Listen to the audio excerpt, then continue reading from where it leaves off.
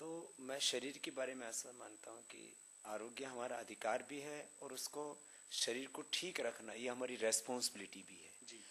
दोनों चीज़ों को साथ साथ समझेंगे कि ये बेशकीमती शरीर भगवान ने हमको बिना मूल्य के दिया है जी। इसके लिए हमें कोई कीमत नहीं चुकानी पड़ती। हार्ट में थोड़ा प्रॉब्लम आ जाता है, ब्रेन में थोड़ा प्रॉब्लम आ जाता है, बॉडी में कहीं भी थोड़ा प्रॉब्लम आ जाता है तो उसके आदमी को लाखों करोड़ों रुपए खर्च करने पड़ते हैं।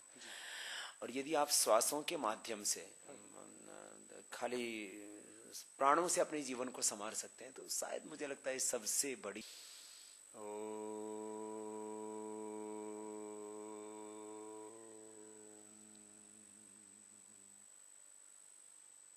बिल्कुल सिंपल टेक्निक्स है, तो हर कोई इनको अपना सकता है और अपनी सेहत को अच्छी बना सकता है। सेहत है, मैंने कहा ना, जान है तो जहान है। इंसान खुद ही नहीं रहेगा तो फिर बाकी जहान दुनिया उसकी किस काम की। आपका मिशन ह्यूमन काइंड के लिए है, किसी विशेष धर्म वाले लोगों के लिए नहीं है? मैं तो कहता हूँ मेरा या हमारा जो ये पूरा मिशन है ऋषियों का, या जो मैं खुद चला रहा हूँ योग का, ये हर मजहब वालों को और ज्यादा ताकतवर बनाएगा। मुसलमान अच्छे से नमाज पढ़ पाएगा, ग्रंथी का अच्छी तरह से पाठ कर पाएगा, मंदिर में जाने वाला अच्छी तरह से भगवान की पूजा कर पाएगा। और जो कोई एकल्य में भी भजन करेगा भगवान का, तो खाली भजन ही नहीं, वो दुनिया का कोई भी काम करेगा तो एक अच्छा हिंदू, अच्छा मुसलमान, अच्छा सिख, अच्छा ईसाई बन जाएगा योग करके। और एक अच्छा इंसान बन करके वो दुनिया में ज्यादा पैसे कमाएगा, ज्यादा जिंदगी में शोहरत पाएगा। पैसा अपने देश का पहले विदेशी लूट के ले जाते थे, वो तो बाहर जाना ही था क्योंकि वो उनके मुल्क में जाना था। और अब हमारे मुल्क वाले, अपने देश का शासन है, अपने मुल्क वालों ने लूट के बाहर जमा करा रखा है, तो शासन में अंतर कहाँ हुआ? लूट तो आज भी जारी है। तो ये अब जो है, मैं कहता हूँ भाई सब लूट को खत्म करो। अब तो इस देश के लोगों का ध्यान करो। 84 करोड़ ऐसे लोग हैं जो रोज के 20 रुपए पर बसर करते हैं। 20 रुपए माने इस देश के अंदर 84 करोड़ लोग हैं जो आधा डॉलर से भी कम मजबूर हैं। करीब 20 करोड़ और ऐसे लोगों के हाथों में देश सौंपे जो देश के बारे में कुछ सोचते, जिन्होंने देश के लिए कभी कुछ किया ही नहीं। आखिर किस बेस पर हम उन लोगों के हाथों में देश सौंपते? क्या कंट्रीब्यूशन है उनका देश को बढ़ाने में? जिन्होंने हमेशा देश को तोड़ा है, देश को तबाह किया है, देश को लूटा है, बर्बाद किया है, आखिर उनके हाथों में देश क्यों सौंप दें? देश बहुत बड़ी चीज है। हम अपने बेटी की शादी भी किसी दूसरे घर में करते हैं तो 7 पीढ़ियों की इंक्वायरी करते हैं कि अगला परिवार कैसा है। हम अपने देश को किसी के हाथों में सौंपते हैं, ऐसे ही लुच्चे, लफंगे, गुंडे, बेईमान, बदमाश, चोरों के हाथों में। तो ये अपनी भारत माता का अपमान है, ये देश का अपमान है। तो ये यद्यपि राजनीति में ये बहुत गलत बात है कि अच्छे लोगों को टिकट ही नहीं दिया जाता, लेकिन मैंने कहा पहली बात तो यह है कि ईमानदार को जिताएं, 100% देशभक्त हो। लेकिन फिर नहीं हो तो फिर जो उपलब्ध लोग हों उनमें से कम बेईमान को जिताओ। ये इतना तो कम से कम करें, लोगों को आदत तो पड़े। लोग वोट नहीं डालते ना इसीलिए, और कम से कम जो बहुत समझदार, पढ़े लिखे, प्रबुद्ध लोग हैं वो बहुत कम वोट, उनका वोटिंग परसेंटेज बहुत कम है। तो इसलिए लोग कहते हैं कि पढ़े लिखे लोगों को वोट डालना ही नहीं, इसलिए किसी को भी खड़ा कर दो, वो बोलते रहेंगे, बकबक करते रहेंगे, हमारा काम हो जाएगा। देखिए, मेरा देश को बेनिफिट देना उद्देश्य है। और उसमें मैंने अभी स्विस बैंक वाली बात की, इसमें कहाँ इसमें आरएसएस आता है? मैं 5 साल से इस बात को कर रहा हूँ, चुनाव के वक्त फिर ये आरएसएस की बात क्यों हो जाती? मेरा कोई भी मुद्दा ऐसा नहीं है जिससे कि मैं किसी पार्टी को, किसी पॉलिटिकल पर्सन को मैं सपोर्ट करना चाहता हूँ। लेकिन देश की बात जब आए तो देश से बड़ा तो कोई नहीं होता है। देश से बड़ा न स्वामी रामदेव है, देश से बड़ा न संघ है, देश से बड़ा न बीजेपी, न कांग्रेस, न सपा, न बसपा, कोई आरजेडी, कोई भी राजनीतिक पार्टी देश से बड़ी तो नहीं है। तो देश को हम सबसे बड़ा क्यों नहीं माने? और जब बात देश की आए तो मुझे लगता है कि उस समय हमारे अपने हित, अपने बातें, अपने स्वार्थ या सारी चीजें छोटी हो जाती हैं। तो हम देश के लिए बात करते हैं। कभी भी आज तक भी मैंने जिंदगी में कोई ऐसा काम नहीं किया जिसमें किसी व्यक्ति को फायदा पहुंचता हो, या जो है कोई भी ऐसा काम नहीं किया जिससे कि देश के अंदर सांप्रदायिक सौहार्द बिगड़ता हो।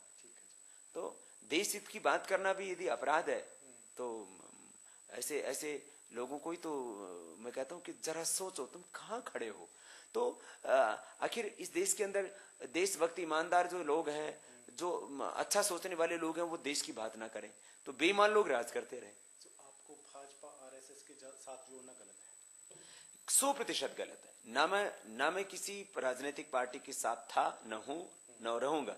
न मैंने कोई अपनी न मैं खुद राजनीति में सक्रिय होना चाहता हूं, न मैं एमएलए एमपी, या मैंने हर बार इस बात को दोहराया, न कोई मिनिस्टर, चीफ मिनिस्टर या प्रधानमंत्री बनना चाहता हूं।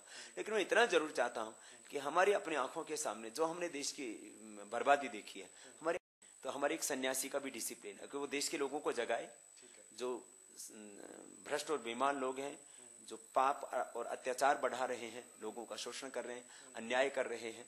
तो पवित्राणाय साधूनाम विनाशाय च दुष्कृतम, दुष्ट लोगों का विनाश करना, जो असुर लोग हैं, राक्षस लोग हैं, जो पिशाच वृत्ति के लोग हैं, जो मानवता के हत्यारे हैं, शत्रु हैं, उन लोगों को खत्म करना, देवताओं का संरक्षण करना, साधु संतों का जो है साथ देना, सज्जन लोगों का, ईमानदार लोगों का, ये मेरा काम है।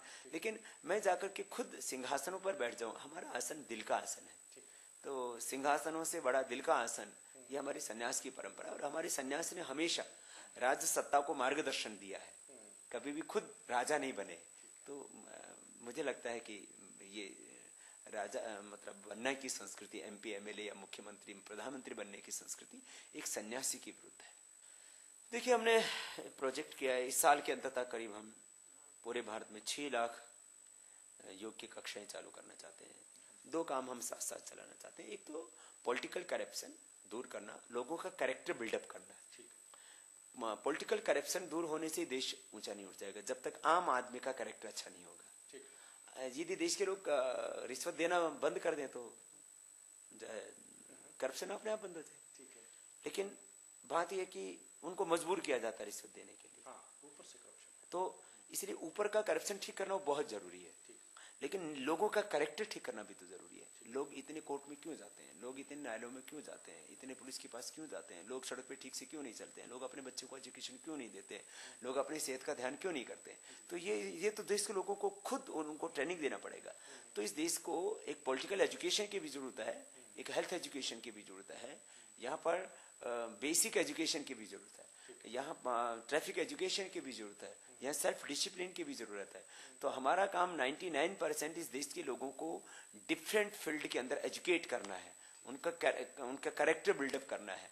और एक काम यह भी है कि पॉलिटिकल करप्शन दूर होगा तो सिस्टम को लीड करने वाले लीडर्स का, और जो हम यहाँ पर कर रहे हैं, हम कोई गलत काम नहीं कर रहे हैं, हम कोई भी ऐसा काम नहीं कर रहे हैं कि जिससे किसी दूसरे देश का नुकसान होता हो। हम कोई यहाँ पर उग्रवादी तैयार नहीं कर रहे हैं, बल्कि राष्ट्रवादी मानवतावादी लोग तैयार कर रहे हैं जो आदमी की इंसानियत की रक्षा के लिए काम करेंगे।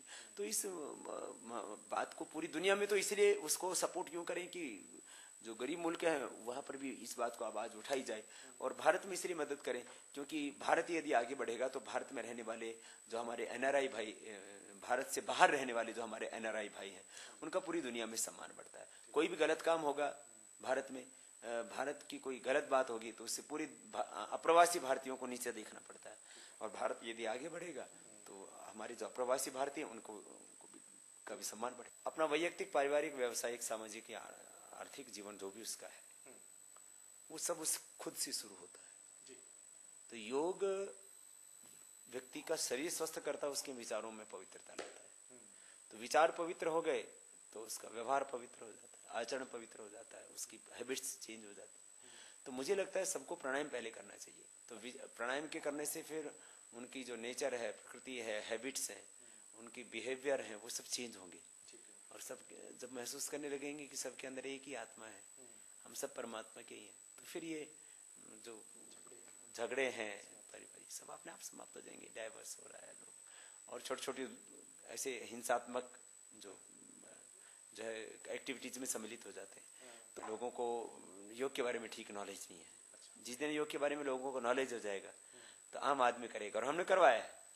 अब मुझे लगता है आज की डेट में शायद बाबा कम लोग करते हैं योग, बाबा लोग कम करते होंगे, आम लोग ज्यादा करते हैं। जितने भी हमारे दर्शक हैं उन सबको मैं एक ही बात कहूंगा, जीवन उस भगवान की, परमात्मा की सबसे बड़ी सौगात है। जीवन एक उत्सव है, ये देह देवालय शिवालय है, भगवान का मंदिर है। आओ अपने इस शरीर को स्वस्थ बनाओ और दुनिया को कुछ दे करके जाओ। जिंदगी का मकसद ये नहीं कि हमने क्या पाया, जिंदगी का मकसद है कि हम दुनिया को क्या दे करके गए।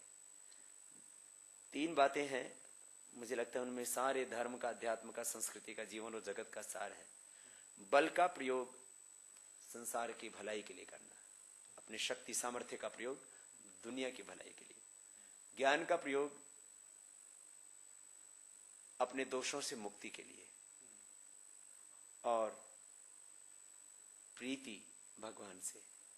तो जग की सेवा खोज अपनी, प्रीति उससे कीजिए, जिंदगी का राज है यह जानकर जी लीजिए। साधना की राह में साधन किसी का है दिया, मैं नहीं मेरा नहीं यह तन किसी का है दिया। जो कुछ अपने पास है वह सब किसी का है दिया। भगवान को हमेशा याद रखें और जिंदगी को आनंद से जिए। सभी को मेरी बहुत बहुत शुभकामनाएं, बहुत बहुत प्यार।